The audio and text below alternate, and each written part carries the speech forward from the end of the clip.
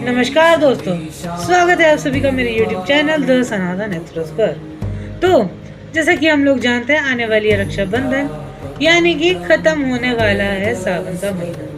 पर हम अपने भोलेनाथ को भूलेंगे नहीं, तो ये कुछ लास्ट के सावन के दिनों में भी हम उन्हें ज़रूर याद करेंगे। और हम उन्हें याद कैसे करते हैं?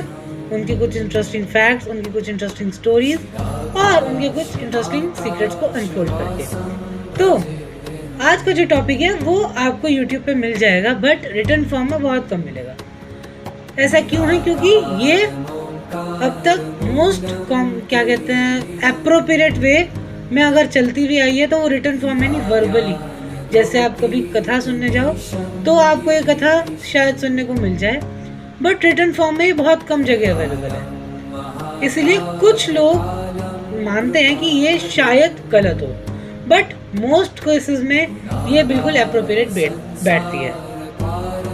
तो अब टॉपिक क्या है उसके ऊपर बात कर लेते हैं। हम जब भी शिव जी के मंदिर में जाते हैं, शिव जी की पूजा करते हैं, लास्ट में एक लाइन बोलते हैं, बोलो हर हर महादेव।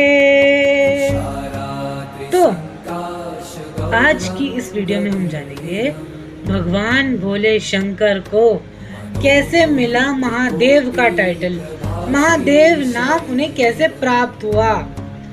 आज हम इस बारे में चर्चा करेंगे और इसकी मोस्ट एप्रोप्रिएट स्टोरी मैं आज आपको सुनाऊंगा। तो ये जो टाइटल था ये किसी ऐसे वैसे शख्स ने नहीं दिया, ये दिया है माता आदि शक्ति के प्रथम स्वरूप माता सती ने। बहुत ध्यान से सुनिएगा, ये कथा बहुत इंटरेस्टिंग है। जब माता सती बिल्कुल सतत रूप में थी, अर्थात अपने बिल्कुल अनडिफाइंड फॉर्म में थी, यानी कि शिव से नहीं मिली थी, उन्हें अपने अस्तित्व का कोई बोध नहीं था। जब भी कोई नया बर्थ होता है तो उन्हें पुराना कुछ नहीं याद होता ना, उन्हें भी नहीं पता था कि वो आदिशक्ति है। तब वो बहुत एरोगेंट थी, मतलब बहुत ज्यादा कड़ू। भाई जिसका पिता प्रजापति हो, वो भी दक्ष जैसा, उसके अंदर थोड़ी तो आएगी नहीं वो। उनका इंट्रोडक्शन कैसा होता था, मैं दक्षायनी, दक्ष प्रजापति की पुत्री सती। अब जब इनका पहला बार मिलन हुआ शंकर जी से, तब शंकर जी ने इनसे कहा, तब इन्होंने शंकर जी से कहा कि आप अपना परिचय दीजिए। तो उन्होंने कहा मेरा परिचय तो असीमित है, मैं जीवित में भी हूँ, मैं मृत में भी हूँ, मैं वो भी हूँ जो किसी की समझ में आता है और जो कुछ समझ नहीं आता वो भी मैं ही हूँ, मैं ज्ञान हूँ, मैं अज्ञान भी हूँ, जिसे सब नकारते हैं मैं उसे स्वीकार करता हूँ, और जो सबको स्वीकार कर लेते हैं वो भी मैं ही हूँ। अब इस सब इंट्रोडक्शन के बाद, ऐसे बहुत लंबा इंट्रोडक्शन है उनका, मेरे को पूरा याद नहीं है, बट इस पूरे इंट्रोडक्शन के बाद सती बहुत ज्यादा कंफ्यूज हो जाती है कि ऐसा कैसा इंट्रोडक्शन। उनके इतना अजीब इंट्रोडक्शन के बाद भी उनका इतना तेज, उनकी आभा में वो एरोगेंस नहीं थी। मतलब उन्होंने इतना अजीब इंट्रोडक्शन दिया, अपने आप को असीमित टाइप बता दिया, दैट इज इन्फिनिटी, बट फिर भी उनके अंदर ईगो नहीं उन्हें महसूस हुई। वो उन्हीं के बारे में दिन रात सोचती रही।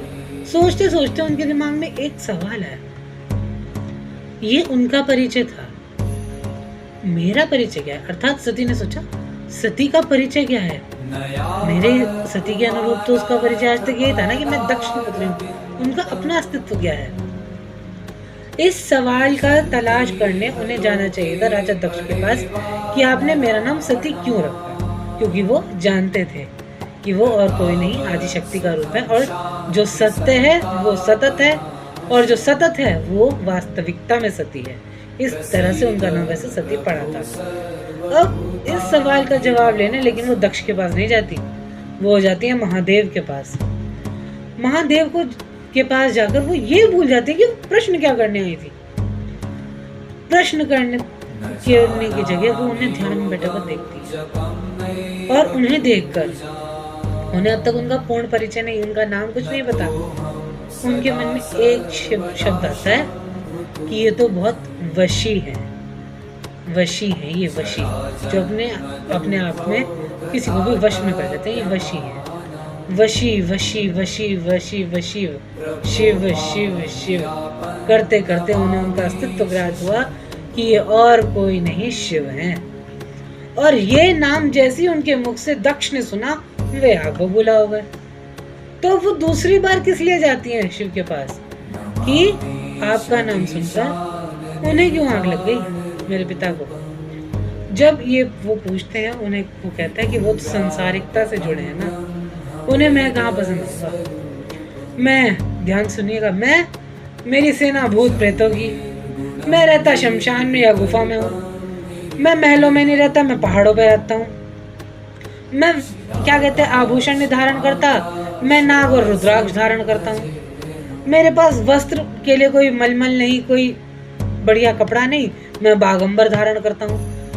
ये सारी चीजें सुनकर उनके दिमाग में बहुत सी चीजें आई कि जो जो चीजें संसार नकार देता है, भूतों को सब नकारते हैं, प्रेत सब नकारते हैं, आत्मा सब नकारते हैं, शमशान में कोई नहीं निवास करना चाहता। जिस चीज को सब त्याग देते हैं, शंकर जी उन्हें अपना लेते हैं। ये देव तो हैं, लेकिन देवताओं के साथ अगर इनकी तुलना करें तो बहुत गलत हो जाएगा। ये महानतम देव हैं, महानतम देव।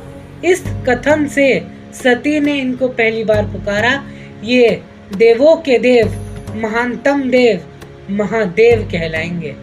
और उसके बाद से माता सती हमेशा विवाह के उपरांत भी जब भी उन्हें संबोधित करती कि ये तो मेरे आराध्य हैं, ये तो मेरे अर्धांग महादेव हैं, कभी शिव, शंकर, शंभु कुछ नहीं बोला, ये देवादिदेव महादेव मेरे अर्धांग हैं। इस प्रकार महादेव को अपना टाइटल, अपना सबसे बेस्ट नाम उनके पहले प्रेम के स्वरूप माता सती ने प्रदान किया था, उनका पहला नाम महादेव। तो आशा करता हूँ कि आपको ये स्टोरी बिल्कुल एप्रोप्रिएट लगी, क्योंकि इससे एप्रोप्रिएट आज तक इस टॉपिक पे कोई स्टोरी नहीं है, आप गूगल भी कर सकते हैं।